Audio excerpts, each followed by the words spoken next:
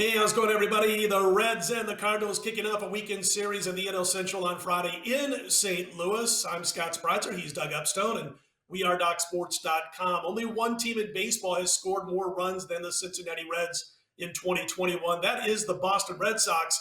But Doug, Cincy only 3-7 after the great start. And here's the kicker. In those 10 games, they're averaging only 3.7 runs per game. This is a team that can't afford a dry spell when you look at their pitching, which is mediocre at best. Your thoughts on not only the Reds, but this matchup and the weekend series in general?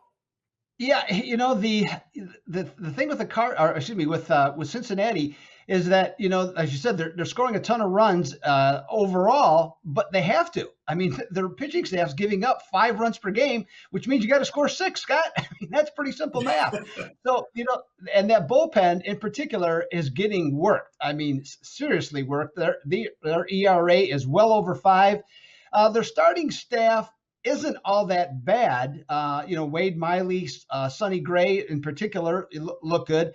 Supposed ace though, Luis Castillo, his strikeouts per 9 innings right now. Now it's as we've talked about before, it's early in the season, but it's only in the upper 50s among starters in Major League Baseball. And just 2 years ago, he was 16th in the same exact category.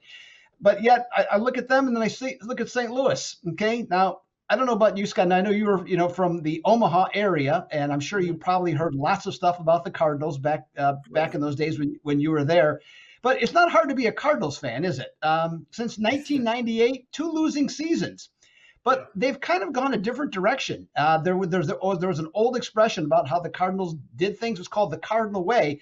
But in recent years, they picked up Paul Goldschmidt, and they picked up Nolan Arenado this past year. So those are their corner infielders.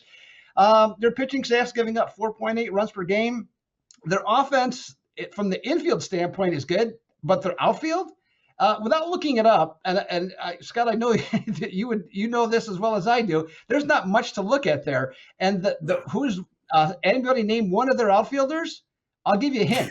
His name is Dylan Carlson. He's their best one. And if you think, who's that? You're right. Who is that? They're getting no production at all from their outfield. So I think this team's in a little bit of hurt. I think this series, Scott, is going to be tighter than anything that Cardi B wears. On a regular basis, you see pictures of her. So I don't know. Go ahead. Give me some of your thoughts on this series. Well, you had to put Cardi B in the mind. Now we're done.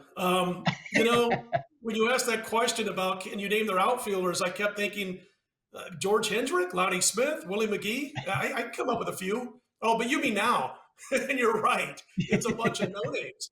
And listen, you mentioned Castillo, by the way, for the Reds. He's projected to go on Sunday in this series. Sonny Gray on Friday, Wade Miley on Saturday. And then the Cards are scheduled to go with Kwang Hyun Kim on Friday, followed by John Gant, Jack Flaherty on Sunday. Listen, both Gray and Kim, the Friday projected matchup, have been a little bit banged up this spring and heading into the season. Kim was outstanding with the Cards when he came up last year for St. Louis. It might be just what the Cards need here, though, if he can, get over the back issues and give them at least 5 innings. Because here's the thing about Kwang Hyun Kim. This guy's fastball, his velocity is basically like 89.7 miles per hour. That sounds bad, but he throws a ton of sliders. And the reason I said this might be a good thing for St. Louis on Friday is because Cincinnati crushes anything fast. So this could be a bad matchup for the Cincinnati Reds going up against a guy whose velocity is about 90 miles per hour on his fastest pitch.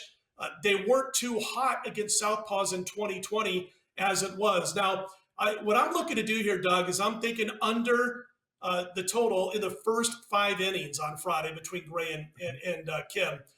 Gray does walk a lot of Redbirds if you check out his career numbers against them, but Goldschmidt, Molina, DeYoung, they're a combined 2 of 26 against Sonny Gray. He simply has their number. And I think first 5 innings under the total is the way to go in this one. And I'm telling you right now, folks, if you're betting unders in full games right now, there's just no positive EV with that. And so I'm like, if you want to bet unders, narrow it down to those first 5 innings and save yourself some issues a lot of times in later innings. Plus, you've got the man on second to start extra innings. That works against you also if you do get an extra inning game. So again, I'm looking at that. I'm looking at the under first 5 innings between the Reds and the Cards. As far as the series, any thoughts, Doug? I mean, it's kind of tough for me right now. I want to see what happens on Friday, so I'm only going to commit to that Friday play. Yeah, I mean, I'm in general agreement. I do like, I mean, your point is correct on Kim. I still like Sonny Gray, and I still like Wade Miley. Okay, Wade Miley is, just throwing, the one sliders at, and his stuff, slow stuff as well. But he keeps them off balance. I'm going to take the Reds with a lean here on this one, and it's a very small lean, I can tell you that. And I'm hoping their bullpen doesn't blow it, and the fact they're only 6-10, near where the Arch is in the Mississippi River. So just for me, Scott, a slight lean, but I'm going to go with Cincinnati in the opener. And by the way, speaking of growing up in Omaha, everybody basically was a Royals fan. There were some Cubby fans. I was the guy who was the Cardinal fan. Back to the red Shane Deist 350 win percentage years of the mid-'70s when the Cardinals had their tough run before Whitey came along, Whitey Herzog, and turned them into a perennial World Series contender.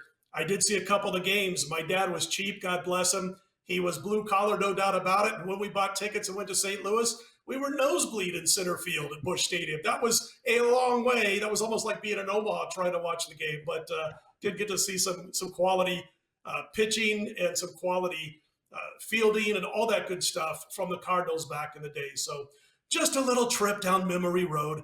Anyway, listen, folks. And those light blue uniforms, too. Say that again? I'm sorry, those light blue uniforms. The light blue uniforms. Not at home, but on the road. That's right. And then they had, I got to see the Mad Hungarian pitch a couple of times. Oh, okay. Back in the day with Al Hrabosky. So that was always a treat. And of course, George Hendricks at the time was my favorite player, but I guess nobody watching cares about that. So there you go. Anyway, he's Doug Upstone. I'm Scott Spreitzer. And if you see that banner at the top of your screen, you see it. It says get a free $60 account. It is exactly that. Click on the link. You'll get a free $60 if you're not yet a member, and you'll be able to use those free $60 on any of our daily packages at DocSports.com. He's Doug. I'm Scott. Watch all the videos all weekend long. Let's put them in the win column. We are DocSports.com.